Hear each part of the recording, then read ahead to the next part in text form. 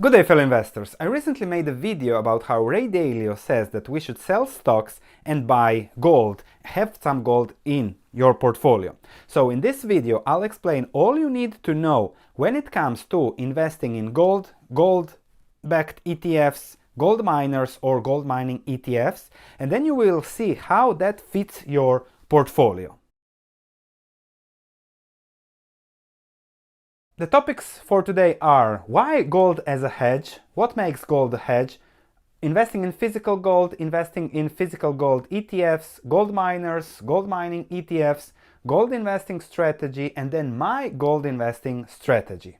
In the past month, I have looked at more than 90 gold miners, narrowed it down to 50 that I really looked in depth, and I found two that are interesting as an investment for me. So that is a very complicated investing strategy. So you will see whether you will invest in physical gold, gold miners, gold ETFs, or none of that, and you'll know that exactly after this video. Let's start with why gold is a hedge. The idea behind investing in gold is the following. Global central banks have increased their asset base on average 5 times over the last decade, let's say 15 years. Here you have the Fed, the European Central Bank, and the Bank of Japan, and these are their assets. At the same time, gold went up 4 times from 300 in 2003 to the current 1200, with a speculative exuberant spike to 1800 in 2011. So we can say that in part, gold has been a hedge against loose monetary policy. Gold is the golden line here and the ECB and Fed's balance sheet. So that's logical. Gold is fixed in supply. It costs a lot to dig out of the ground, and it, as a fixed material, it provides a hedge against things that can move, like our currencies that can expand as a bank prints them. So that is the rationale behind having gold as a hedge in your portfolio. So we are now 9 years into an economic expansion that is rising, that is piling. There will be a recession somewhere in the future, and what will central banks do? Again, they will print money because that's the only thing they know how to do, and the ECB and Bank of Japan are still printing money. So that is something to keep in mind, that might happen in the next 5-10 years. And what would be a good hedge to protect yourself against possible hyperinflation in the future? We were lucky we didn't have inflation in the last 10 years. Perhaps in the future we will hit inflation. If that happens, gold is a good hedge. However, there is always the risk reward when investing. The economy is doing good, interest rates are going up, which is not good for gold. So everything is very positive, and this has negatively affected gold prices in the past few months.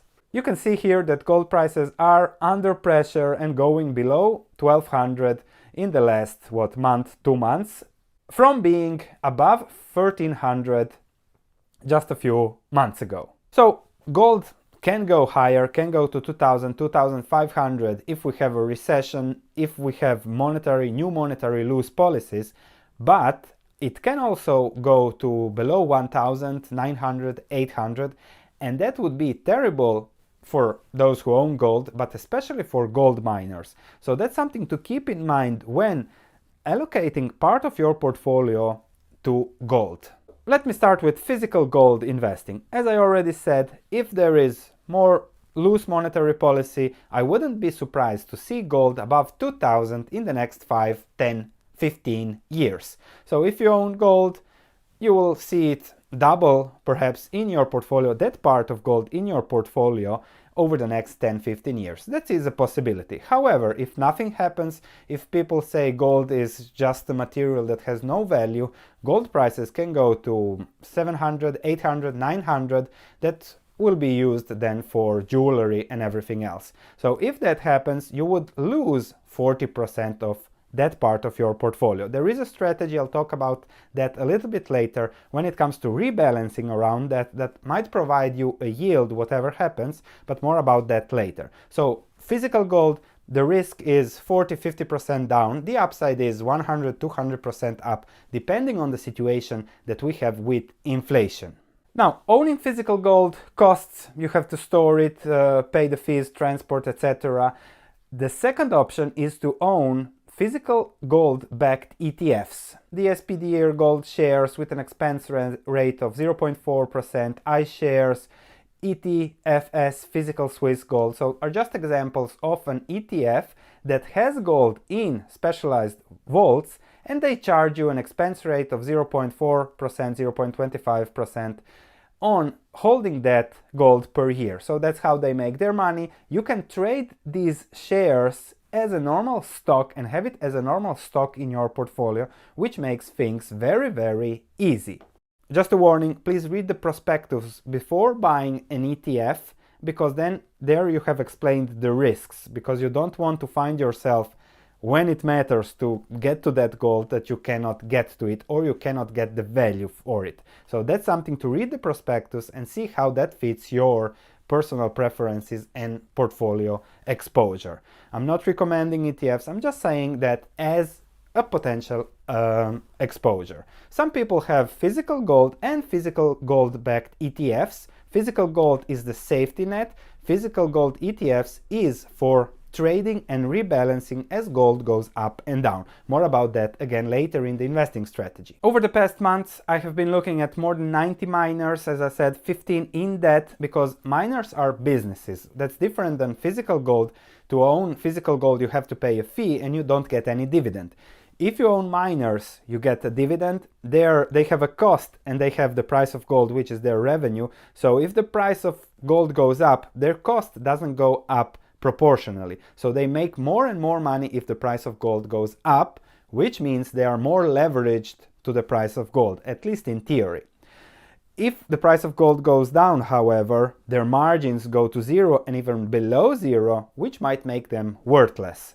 So there is much more upside risk, but also much more downside risk.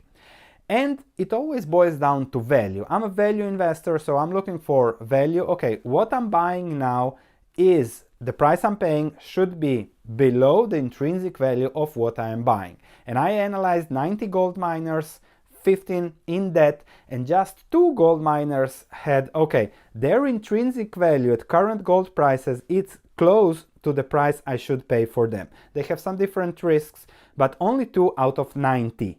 So the mining environment is very, very tricky to invest in. You have a complete playlist of my videos on YouTube, so check that out if you're more interested in gold mining exposure to your portfolio. However, it's much, much more leveraged to gold prices, and there is also other risks. I don't know, some country can say, okay, this mine is now mine, they can nationalize it, and then bye-bye value of the stock you own in the gold miner.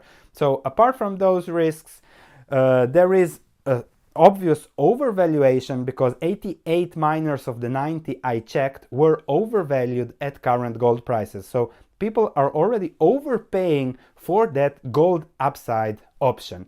And that is something, as a value investor, I don't really like. However, I'll talk a little bit later about my investing strategy. Just an example, I made a video on Goldcorp. I also made a video about the dangers of investing in the mining industry, so please check them out. It will be all in the playlist. And for example, my valuation of Goldcorp is 500 million. The market cap is 8 billion. So that's the difference at current prices. However, if gold goes to 2000, Goldcorp's value should be around 46 billion, 40 billion. So Goldcorp's upside is 200% if gold goes up 50-60%, while the downside, if gold goes down, is much, much bigger and is practically 100%. If gold goes down 40-50%, a lot of miners will be worthless. So that's the risk reward, and you have to see how that fits and whether it fits your portfolio. Now, another thing to talk about are gold mining ETFs. And this is somehow tricky because as most gold miners are overvalued, so will the ETF be overvalued. And that's exactly also what happened in the past. The Van Eck Vectors Gold Miners ETF went public at $40 in 2006, reached a high of $65 in 2011, and now it is at what, 25-30% of it when we are in 2018. However, 2006 gold was at 600, then it went up 2 times to 1800 in 2011, and now it's still 100% above the 2006 level. So gold went up 100%, the Vector FANEC Gold Miners ETF is down 50%. And this is because when the VanEck ETFs was launched in 2006, Barrick, Newmont and all those gold miners were already 3-4 times up from their 2002 lows. So it's very important to get to those gold miners when they are not overvalued, and that is unfortunately the case, that they are very, very often overvalued because everybody is looking at the higher upside from gold. Again, see how that fits your portfolio, but there can really be bad times if gold prices continue to go lower. The key thing is to have a clear investing strategy, and that's what Dalio is focused on when it comes to gold. If gold goes to 200, 500, you will be up 100%, while it goes down to 600, you will be down 50%. The key is to rebalance every 20 or 30 or 15 or 10% up and down. So let's say you have 10% in gold of your portfolio now. If gold falls to 1000, suddenly you are at 8% of your portfolio in gold. So you take some of the cash you have or something that went up and you rebalance that portfolio exposure back to 10%. When gold goes again up to 1200, then you have 12% of your portfolio in gold and you bring it back down to 10%. And around that, you take advantage of the volatility in gold prices that is always there, and you get some yield on that portfolio hedge. If it happens that gold explodes, then you have some protection in your portfolio, plus the yield from rebalancing. So it's very important to rebalance, and that's the key, the core of Dalio's message. You have exposure to gold and yet you rebalance accordingly. When everybody is going away from gold, when nobody wants to touch it with a 10-foot pole, you buy gold. When your taxi driver is talking about gold, you stay away from gold. And then you rebalance accordingly in your portfolio to hit your target portfolio exposure. So you get some yield and you get some protection. With gold miners, it's very difficult to do that because there is the risk of permanent capital loss. For example, NOhRxolSeuy gold-silver miner was at $25 in 2014. Now it was acquired recently for $3.3, so no upside for those that bought from 25 down to 3.6. And this is the risks of miners, and also something to keep in mind when investing in gold miners. When it comes to my investing strategy in gold, and this is something I find very hard to explain to 98% of the people out there, investing is dynamic. People think, okay, I have to build a portfolio, let's sit down with my banker, have an hour chat, and I have a perfectly diversified portfolio. It doesn't work like that. Investing is a dynamic process that lasts a lifetime. Decades to build a portfolio. So you buy gold when it is cheap. You buy gold, you buy real estate when those are cheap. You buy this sector when it is cheap. And then over time, you build a well-diversified portfolio of various assets that have all been bought when those have been cheap. Not going around, okay, and buying whatever, like 99% of people are doing. I'm buying whatever. The importance is to be diversified. No, it is important to constantly look at value and then be diversified. So I have looked at 90 miners. I am biased a little bit towards businesses. I like to get a dividend. I like to own a business rather than own just physical gold. However, I will probably limit my portfolio exposure to gold to 4% now. And then with time, perhaps in 6 months, perhaps in 5 years, I will increase it, decrease it, depends on what's going on. I have other ways to protect myself from inflation. I will look for, and I'm constantly looking for businesses that have pricing power protection against inflation. If there is inflation, if they can rise prices alongside inflation, that's a protected business, buying real assets. So that's how I'm building my portfolio, and you can check everything that I do, full disclosure, on my stock market research platform. There is a 30-day money-back guarantee, so if you want to learn more in depth how I invest, then you can just check it out. No questions asked if you want your money back, but it's something really I recommend to do because you get a better picture of this investment channel. And also a reminder, from 2019 the price of the platform will go up, so please lock in this price forever if you like it. So think about that before the end of the year. Going back to gold miners, perhaps somewhere later in the future, perhaps something will become an opportunity, perhaps a copper miner will have gold exposure, like the stock I liked very much in 2018, 2017, Nevsun Resources. People forget it was not just a copper miner, it had huge gold optionality, as 30% of their TMOC project was gold. So I was buying also my gold hedge through a low-cost copper miner that and later exploded when it was taken over, because there was value. So I'm really focused on value and I diversify over time. I have now database of 15 miners, overview of 90 miners, and that's what I'm going to keep for myself. Also, of course, on my research platform, but that's what I'm keeping, looking, and when it hits, okay, now it's time to buy gold, nobody wants to touch it with a 10-foot pole, okay, let's see what we have, let's see where's the value, and let's increase our portfolio from 4 perhaps to 8-10%. Depends on other things and depends on what's going on. So that's my strategy. I will have probably 2 gold miners in my portfolio in the next couple of months, because I'm very patient and like to get value. So to conclude, gold can go much higher, however it can go much lower.